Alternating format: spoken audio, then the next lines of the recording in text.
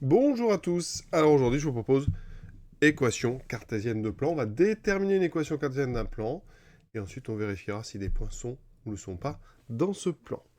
Donc, on vous donne pour ça, c'est classique, un point du plan, le point A, et un vecteur normal à ce plan. Voilà.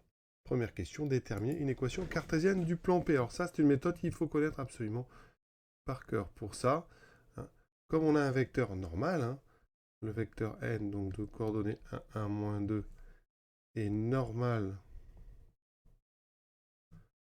à P, eh bien, ça veut dire que donc P admet une équation cartésienne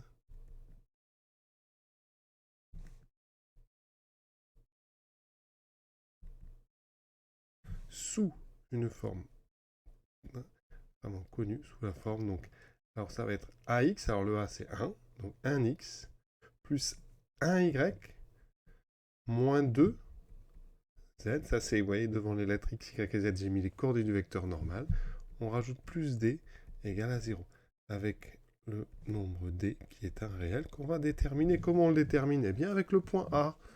Le point A donc appartient au plan P, ça veut dire que ces coordonnées vérifient l'équation que je viens d'écrire. Donc ça veut dire que si je fais XA plus YA moins 2 ZA plus D, ça doit donner 0. On remplace ensuite par les valeurs. XA c'est 2, YA c'est moins 1, ZA c'est 3, donc ça fait moins 2 fois 3. Ça fera 6, plus D doit être égal à 0. Donc 2 moins 1, 1. Moins 6, ça fait donc... Enfin, 1 moins 6, ça fait moins 5. Moins 5 plus D égale 0, donc D est égal à 5.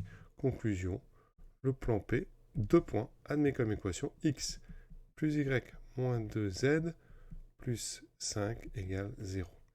Voilà une équation cartésienne de ce plan. Deuxième question maintenant, est-ce que les points B et C appartiennent à P? Alors ici, c'est simple, on a l'équation de notre plan. Donc on va regarder pour le point B.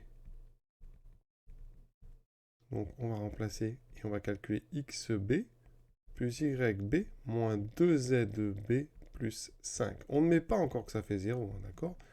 Nous, vraiment, si ça fait 0, alors d'après l'équation du plan P, eh bien ce point sera sur le plan. Donc ici on calcule, ça fait moins 2 plus 0, moins 2 plus 5, ça fait 1, c'est différent de 0.